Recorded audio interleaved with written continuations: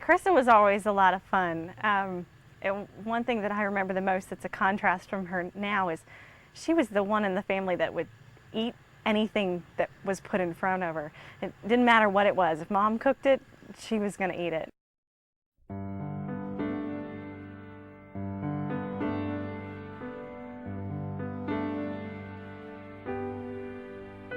When I was younger, I used to eat like more than my dad and more than other family members, and then when I was about 16, I started feeling sick after eating stuff, nausea, and I'd get really full after just a little bit of food. And after about 6 months of just going to the family doctor, they sent me to a gastroenterologist, and she picked up on my symptoms really quickly, and the first test she did was the test that diagnosed me with the gastroparesis, which is like a paralyzed stomach. At that time, the diagnosis was gastroparesis. Gastroparesis means a paralyzed stomach.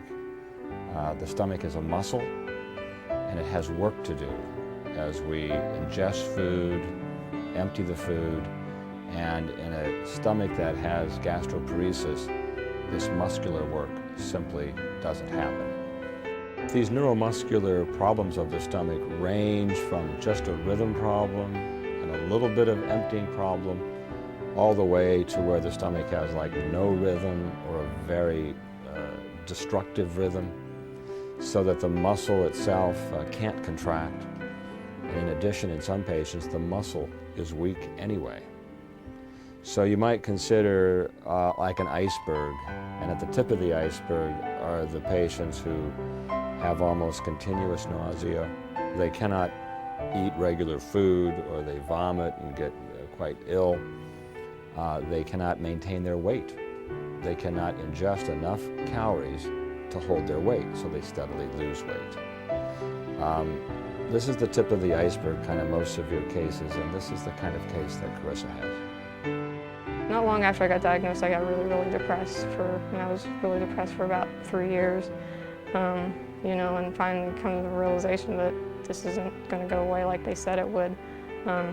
So I eventually, you know, learned how to cope with it, and you know, developed my relationship with God more to help me get through a lot of it, and you know, overcome the shock of not being able to eat and the limitations on my life that you know, no more sports and no more food and stuff like that. So Carissa's case, in trying to help her feel better, her treatment has evolved through a variety of regular drugs, experimental drugs, and even gone on to trying a gastric pacemaker, a device to help stimulate the stomach so it works better to decrease the nausea and vomiting. And finally, in Carissa's case, because she does have such a severe neuromuscular problem of the stomach, we've also used tubes to help the stomach vent, or tubes to help feed her into the small intestine.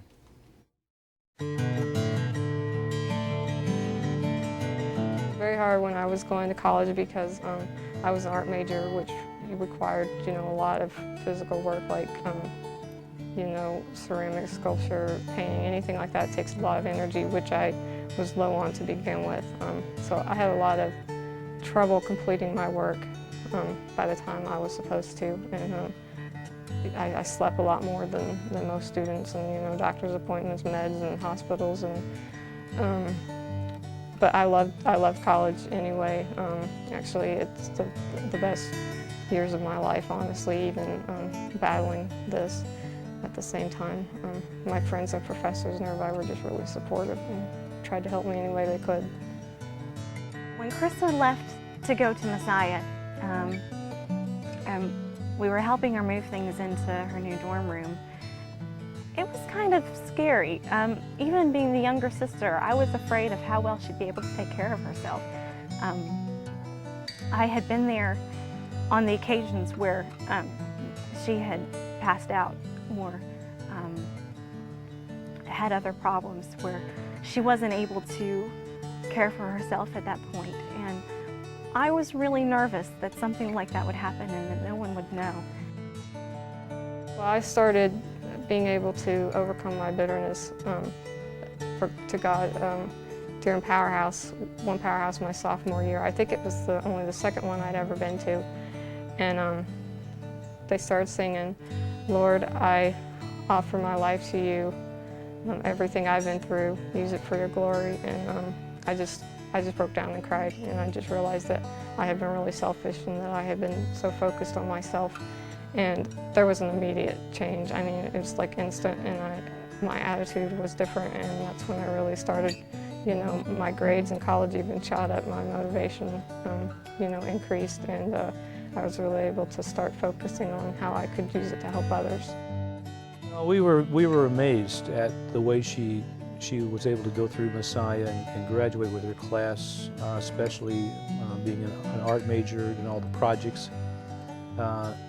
We admired her greatly. We were concerned a lot of times that maybe she's pushing herself too hard and too fast, but we couldn't do anything to slow her down, and you know, it certainly paid off. But we just kind of stood back and watched, I guess, like everybody else did.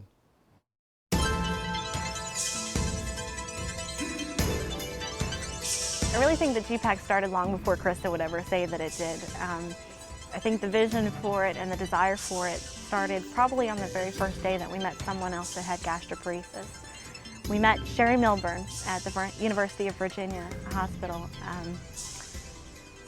Goodness, probably a year or year and a half after Carissa had been diagnosed. And I just remember how overwhelmed all of us were to finally meet someone else who could understand what Carissa was going through, even though her causes for her disorder were so much different than Sherry's.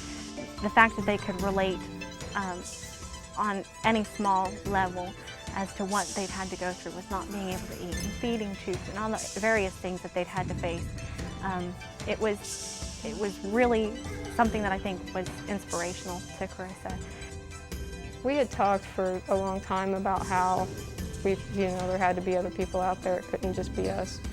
And we had heard, of other people. Obviously, there were doctors out there for it, but we didn't have any way to find it. And finally, when the internet became real popular, and I started doing research on gastroparesis, and then I started finding other people, and I got her connected because she's not all that computer literate. So, and that's how we connected, and now we're working really close, and she did help found G-PACT.